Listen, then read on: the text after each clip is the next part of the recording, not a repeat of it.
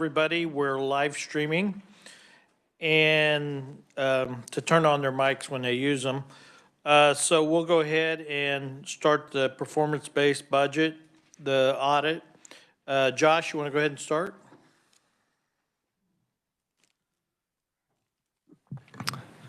Thank you, Mr. Chair and members of the committee. So my name is Josh Luthai, and I will be presenting an audit looking at the state's performance-based budgeting system. This audit was requested by Senator Tyson and Representative Williams. Team members were Megan Flanders, Jessica Sloan, Sam Dadds, and Olivia Berzoni, and Kristen Rottinghouse managed the audit. So this was a two-question audit, so I'm going to start by covering those two questions, and they're very brief answers, and I'll work through the report in a little bit more detail. The first question asked whether the performance-based budgeting system outlined in state law was adequately implemented. We found the division of the budget set up a system that met the basic requirements in state law with one exception, but it's not clear that the system is changing how the state budgets as the legislature may have intended. The second audit question asked whether state agencies provided complete, accurate, and reliable information for the budget system. And we found that the information agencies submitted was not always complete, accurate, and reliable. So before I get into further detail, I do want to clarify that I'm going to be focusing on what the division of the budget did in past years to satisfy statutory requirements. I do realize that legislative research has collected performance-based budgeting information for this session, but that information is not the focus of this audit. We did consult with KLRD during the audit, but we didn't evaluate anything legislative agencies did for performance-based budgeting. So with that out of the way, I will start working through the report now, starting with some background information on page 3. So in 2016, the legislature passed a law, KSA 75-3718B, that required a performance-based budget system. The law incorporated recommendations from the 2016 Alvarez and Marsal State Efficiency Study. The law required budget processes be implemented in 3 phases. First, it required the development of a program inventory. That inventory should have cataloged all agencies, programs, and subprograms, and it should have included some specific pieces of information for each of those programs and subprograms. Those pieces of information are outlined on page 3. This inventory should have been completed in January 2017. Second, state law required an integrated budget fiscal process. This mainly involved adjustments to the state's budgeting and accounting systems so that those systems aligned with the inventories agencies developed and so that the budgeting and accounting systems were consistent with one another. This should have been done by January 2018. And third, state law required a performance-based budget system. The system should have incorporated outcome-based performance measures for state programs, and it should have made it easier to compare program effectiveness across state and political boundaries. This should have been done by January 2019. And like I said earlier, budget appears to have satisfied the basic requirements in state law with one exception. That one exception, as we discussed at the bottom of page 4, was related to the program inventory. Budget didn't require agencies to explain how their programs interacted. This was one of the elements that state law required in these inventories. But even though statutory requirements were generally satisfied, it wasn't clear to us that the state is necessarily making budget decisions differently or in a performance-based way. The idea behind performance-based budgeting is to use information about how well agencies perform to make budget decisions. And as we discussed at the bottom half of page 5, we didn't see this was happening systematically. For example, some officials with the 7 executive branch agencies we worked with during the audit told us performance measures aren't what drive their budget requests. They told us that they tended to be more concerned with things like inputs and outputs, like the number of staff they need to do things. Some officials also told us that the new budget processes hadn't significantly changed the way they do business. This was because, in part, agencies have been tracking and reporting performance measures for many years prior to the passage of state law. These issues may be related to some vagueness in state law. We discussed this on page 6. State law doesn't make clear what's supposed to happen with the information collected under the performance-based budgeting system, and this may explain why some legislators haven't seen certain things required by statute, like the program inventories. We also noticed state law could be interpreted in different ways by different people. It's possible the performance-based budgeting system complies with an interpretation of state law that doesn't align with legislative intent. For example, it's not clear whether each state program must have multiple outcome-based performance measures, or if only some programs need to have at least one measure. Budget doesn't require outcome-based measures for each program, but if that's what the legislature intended, then that intent isn't being met. As we discuss on page 7, adopting aspects of other states' performance-based budgeting legislation might help address these issues. So that's my overview of question 1. Moving on to question 2, I'm going to talk about the quality of the information agencies submitted for the budget system. So here we focused on the program inventories and performance measures agencies submitted to budget. Details about what we did are on pages 7 through 9, but to briefly summarize, we did 2 pieces of work.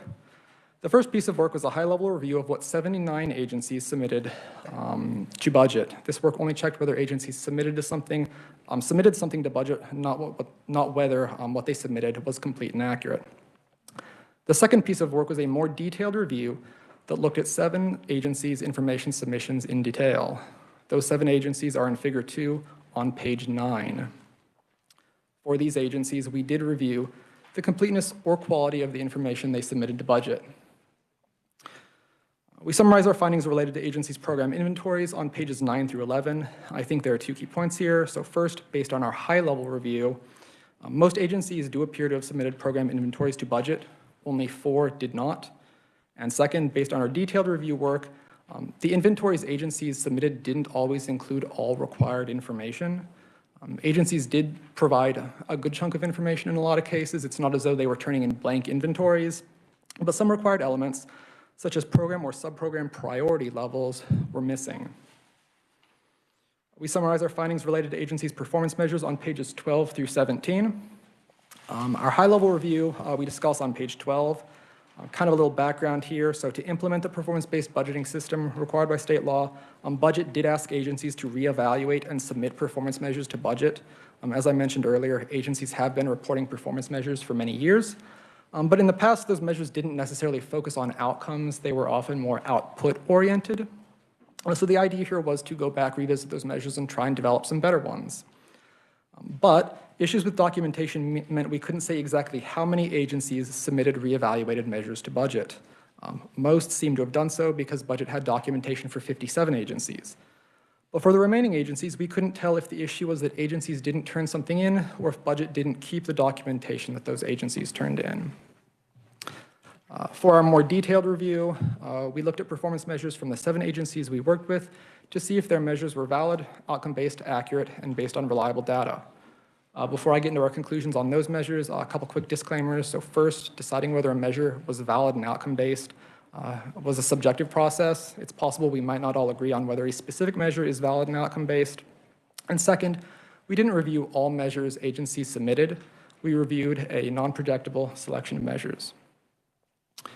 Figure 4 on page 14 shows the extent to which the 7 agencies we reviewed had valid outcome-based measures. As the figure shows, 6 of the 7 agencies had at least a couple outcome-based measures.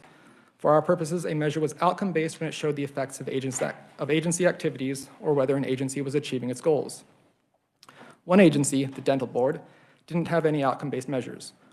We weren't sure whether this was necessarily a problem because, like I said earlier, it's not clear statute requires each and every agency to have outcome-based measures.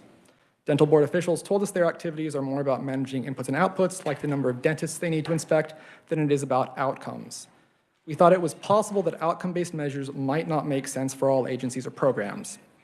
But whether each agency or each program needs to have outcome-based measures is ultimately a policy decision for the legislature. The last topic I'm going to cover here is the extent to which agencies' measures were accurate and based on reliable data. We discussed this on pages 16 and 17. And while there were some limits on the scope of our review, we did identify some problems. 4 of the measures we looked at had significant issues. We identified these issues as significant because they would cause you, a reader, to draw an incorrect conclusion about agency performance because they were off by a significant amount.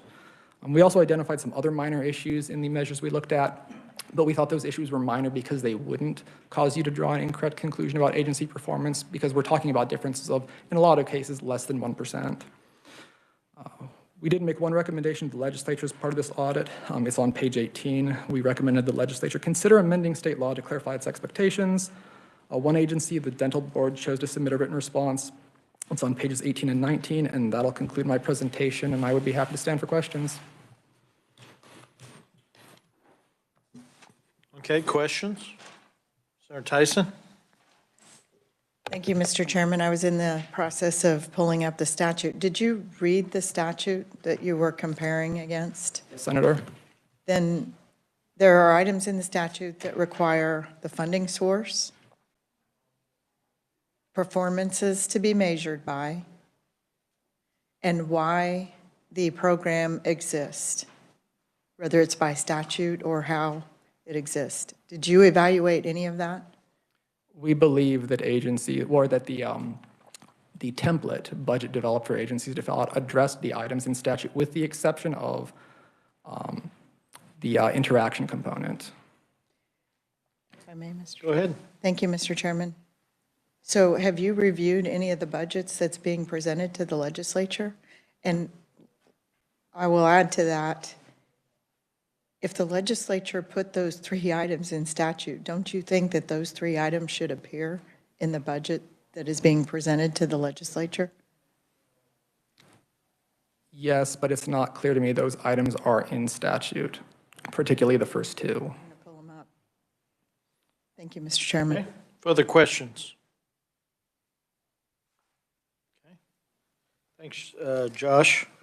We also have officials from Division of Budget, Department of Administration, Department of Education, Department of Revenue, Highway Patrol, State Banking Commission, Human Rights Commission, and the Dental Board here, if anybody wants to ask questions of these people. Okay, not seeing any.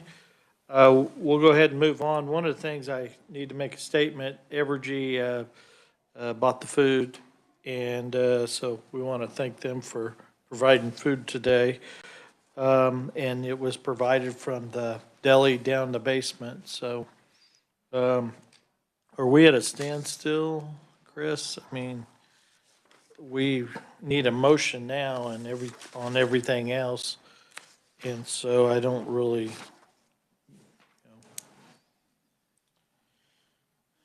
should we just wait and come back at a later date to do this, or? Let's see.